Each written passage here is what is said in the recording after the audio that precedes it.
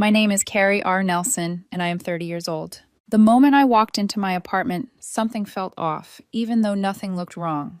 My couch was exactly where I left it. The dishes were stacked neatly by the sink. My shoes were lined up against the wall. And Luna, my cat, came running toward me, meowing like she'd been holding in a story she couldn't wait to tell. I knelt down and scratched behind her ears, relieved that at least she seemed fine. Jessica was supposed to be taking care of her while I was away at work.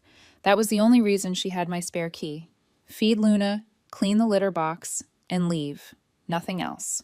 I told myself I was imagining things. I unpacked slowly, letting the quiet of the apartment settle around me. I opened my closet to put my bag away, reached under my folded clothes, and froze.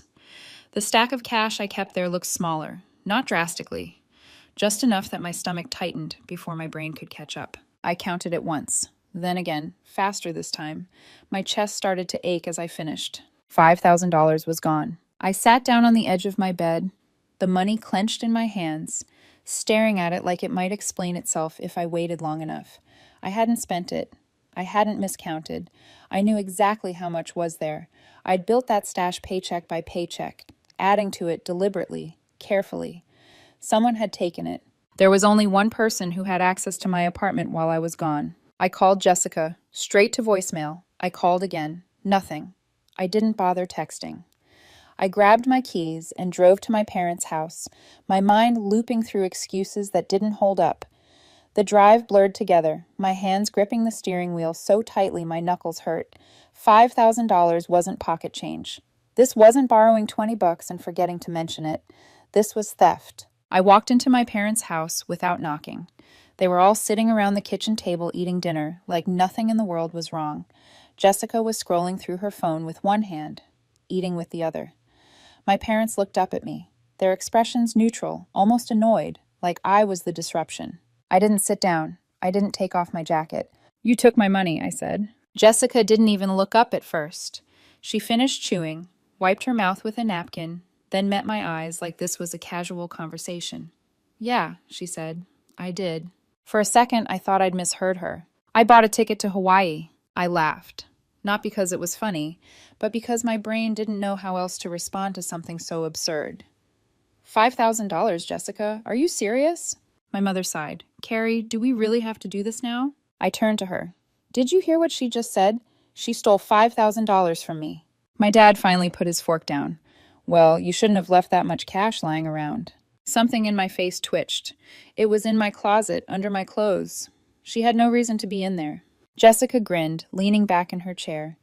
"What are you going to do now?" she asked. "Are you going to sue me?" She thought this was funny. She thought she was untouchable. I smiled, not because I agreed, but because in that moment, I already knew how this was going to end. I turned around and walked out without another word. That night, I barely slept. Every time I closed my eyes, I saw Jessica's smug expression and heard my dad's voice telling me it was my fault for being careless with my own money. By morning, I was done being angry. I wanted action. I called my lawyer, Greg, as soon as I woke up and explained everything. He didn't hesitate. "I'll take care of it," he said. An hour later, Jessica called me. I stared at my phone for a second before answering. She started screaming the moment I picked up. "Are you serious, Carrie? A lawyer? You're actually doing this?" "Yes," I said calmly. "I am." She scoffed. "Over $5,000? Over the $5,000 you stole." She went quiet for a beat, then muttered, "You're such a loser. You don't even need the money." That made me laugh, but there was no humor in it. "That's not the point, Jessica. You think you can take whatever you want and get away with it." "I already spent it," she snapped. "Not my problem." "I'm giving you a chance to fix this before it goes further," I said. She hung up. 20 minutes later, my mother called. Her voice was already layered with disappointment. "This is ridiculous. Jessica is your sister. Families don't sue each other over money." "Families don't steal from each other either," I said. She made a mistake. She knew exactly what she was doing. "She can't pay you back." "Not my problem." "She already booked her trip." "Still not my problem." She sighed. "Your father and I think you need to let this go. It's just money." "If it's just money," I said, "why don't you pay me back for her?" Silence. After another sigh, she muttered, "I don't know what's happened to you. You used to be such a nice girl." "I don't know what happened to you," I said. "You used to be a parent." I hung up. A notification popped up immediately after. A Venmo request from Jessica for $5,000. with a note attached. Emotional damages for ruining my life. I stared at it, then took a screenshot and sent it to Greg. If Jessica thought this was over, she had another thing coming. By the time the afternoon rolled around, the initial shock had burned itself out and left something colder behind. Anger is loud. Resolve is quiet. I cleaned my kitchen, fed Luna, made coffee I barely tasted, and kept my phone face down on the counter, like it might bite me if I looked at it too long. I didn't need to check it to know what was waiting. Jessica had never been good at sitting with consequences, and my parents had never been good at letting her feel them. Greg called first. He told me he'd sent an official demand letter to Jessica, formal language, clear timeline. 48 hours to return the money before escalation. No theatrics. Just reality in writing. Hearing it out loud steadied me more than I expected. Paper has a way of cutting through family noise. 10 minutes later, my phone lit up again. Jessica. I answered before I could talk myself out of it. You're unbelievable, she snapped. You're really going to do this to me? I'm not doing anything to you, I said. You did this when you took my money. She scoffed, breath sharp in my ear. It's $5,000, Carrie. People borrow more than that all the time. Borrowing involves asking, I said, and paying it back.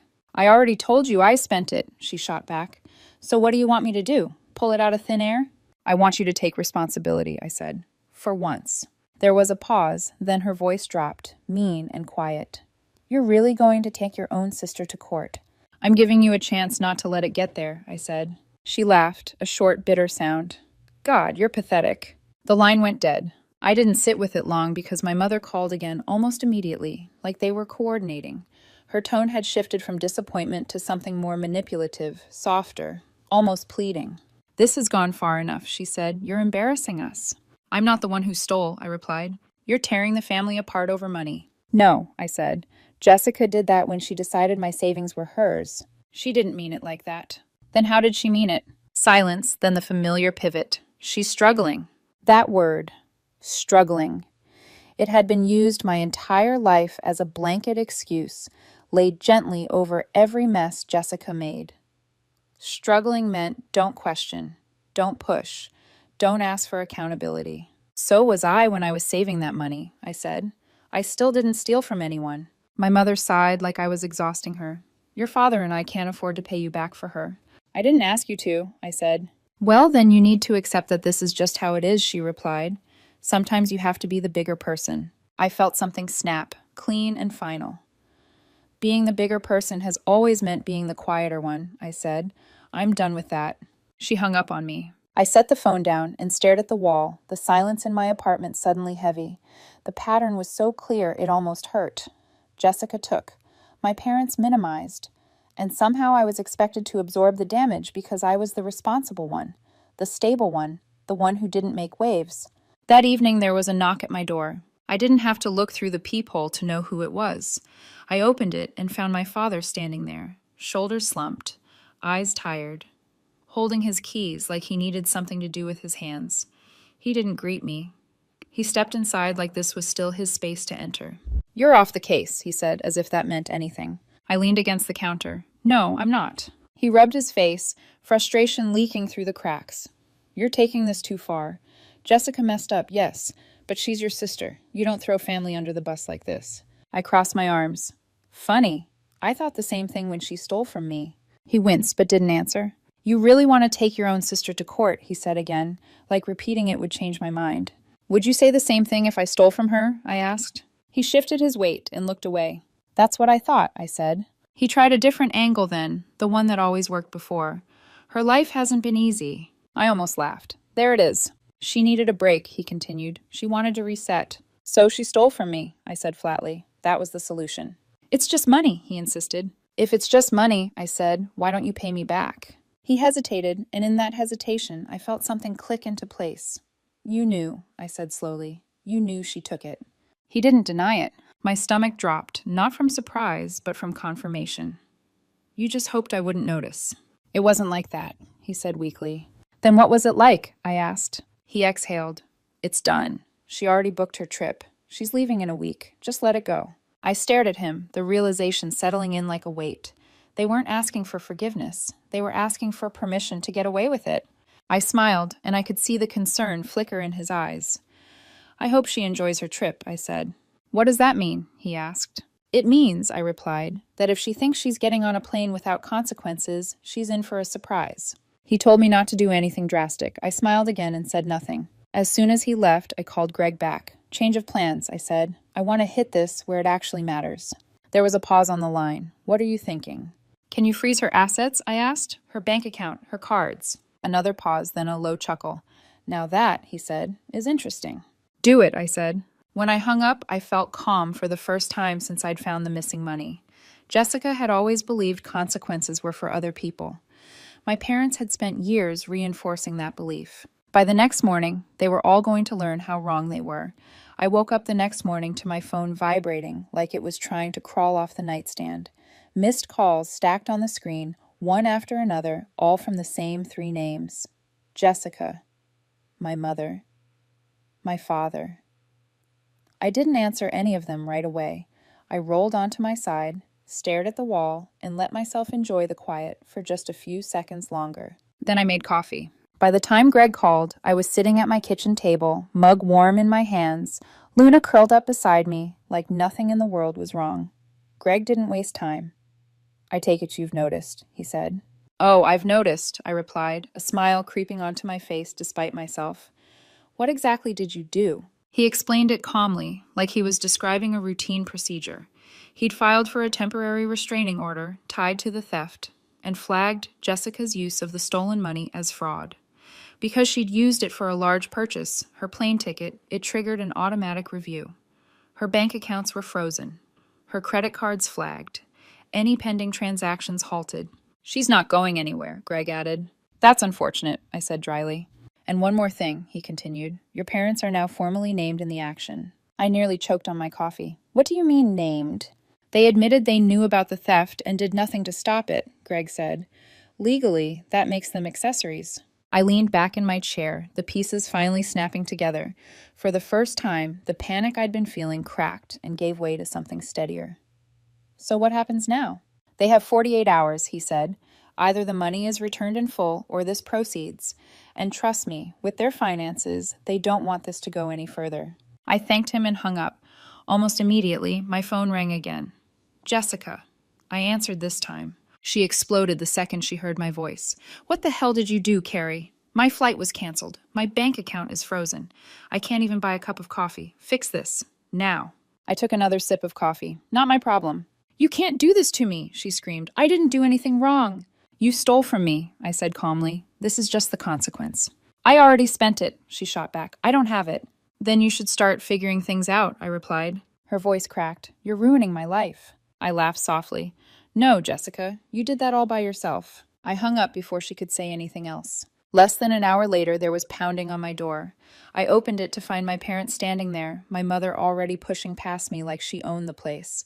My father followed, looking less angry and more worn down than I'd ever seen him. You went too far, my mother said, spinning around to face me. You froze her accounts. Yes, I said, I did. She can't access her money, she snapped. She should have thought about that before stealing mine, I replied. We'll find a way to pay you back, she said quickly. Just drop the lawsuit. I crossed my arms. Last night, you said you couldn't afford it. She hesitated, and that hesitation told me everything. That's what I thought, I said. My father finally spoke. You're really willing to take this to court? Absolutely. My mother's face reddened. We don't have that kind of money. I shrugged. Then I guess I'll see you in court.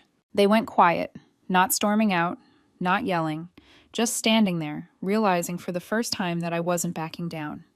I handed my phone to them, the legal notice displayed clearly on the screen. You have 48 hours, I said. After that, it's out of my hands. They didn't leave right away. Instead, my father sat down heavily in one of the chairs, rubbing his temple like he had a migraine. Jessica doesn't have the money, he said. I figured, I replied. She spent it. He shook his head. No, she didn't. I froze. What do you mean she didn't? My mother shot him a sharp look, but he ignored it. He took a deep breath. She didn't buy a plane ticket. My stomach tightened. Then where is my money? Silence. I turned to my mother. Where is it? She crossed her arms defensively. It doesn't matter. I laughed, incredulous. It doesn't matter? Jessica needed it more than you, she said. For what? I demanded. She hesitated again, and my father answered for her. She was in debt. Something about the way he said debt made my skin prickle. What kind of debt? Neither of them answered. That was when I knew this wasn't about a vacation at all. I grabbed my phone and called Jessica. She picked up immediately, her voice shaky. Can you please just fix this? You didn't buy a plane ticket, I said flatly. Silence. Who do you owe money to? I asked. It's taken care of, she said quickly. Who? I repeated. She snapped. Some guys, okay? I owed some guys money. My chest tightened. What kind of guys? She hesitated. The kind you don't want to owe. The room felt smaller suddenly. $5,000 wasn't just missing. It had gone somewhere dangerous. And my parents had known. You knew, I said quietly, looking at them. You knew she was involved with people like this, and you still tried to make me the villain. My mother looked away. She's our daughter. And I'm not, I shot back. Jessica's voice came through the phone, smaller now. I didn't have a choice, Carrie. You always have a choice, I said. You just picked the one where I paid for it. I can't pay you back, she whispered. Then figure it out, I replied. Sell something. Get another job. I don't care. She scoffed weakly. I don't even have my car anymore. I closed my eyes, a slow breath leaving my chest. Then you'd better start working. My mother tried to interrupt, but I cut her off. No, enough. You both knew. You covered for her, and now you want me to clean it up. They fell silent. This is how it's going to go, I said. You will pay me back every cent. Until then, the lawsuit stays. Jessica didn't argue this time. She just hung up. As my parents finally left, I sat down and rubbed my face, the adrenaline slowly draining out of me. The situation was worse than I'd imagined, but the line had been drawn. Jessica had played with fire. And this time, I wasn't the one getting burned. It took 3 weeks for every dollar to come back to me, and not a single one of those days was quiet. The payments didn't arrive in one clean transfer. They came in fragments, like confessions Jessica couldn't quite choke down all at once. 1,000 here, 800 there, 400 with a memo that said, "Don't push it." Every deposit felt less like repayment and more like proof of how far things had fallen. Jessie had to borrow money from my parents. She sold furniture, electronics, clothes she'd once bragged about buying. She picked up a second job and complained loudly to anyone who would listen that I was ruining her life, that I was heartless, that I was punishing her for being human. I didn't respond. I didn't argue. I watched the numbers climb back to where they belonged and kept my distance. My parents tried to soften the situation once they realized I wasn't backing down. My mother started calling just to check in, her tone suddenly careful, almost sweet. My father suggested lunch, like nothing had happened, like we could eat sandwiches and pretend my sister hadn't stolen from me, and dragged everyone into a mess that could have gone very wrong. Even Jessica sent me a message one afternoon that simply said, "We're still family, right?" I didn't reply. The final payment came through on a Tuesday morning. $5,000, complete at last. I stared at my banking app for a long moment, then sent Greg a single message. Drop the lawsuit, it's done. He confirmed a few minutes later. Just like that, the legal part was over. But the damage wasn't. Almost immediately, the tone shifted. The crisis was gone, so now the expectations returned. Sunday dinners, group chats, invitations that assumed compliance. It was like they believed returning the money erased everything else.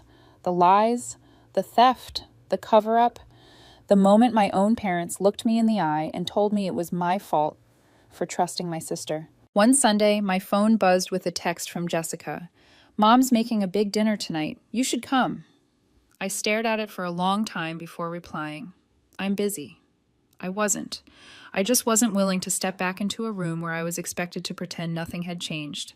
That was when it finally hit me.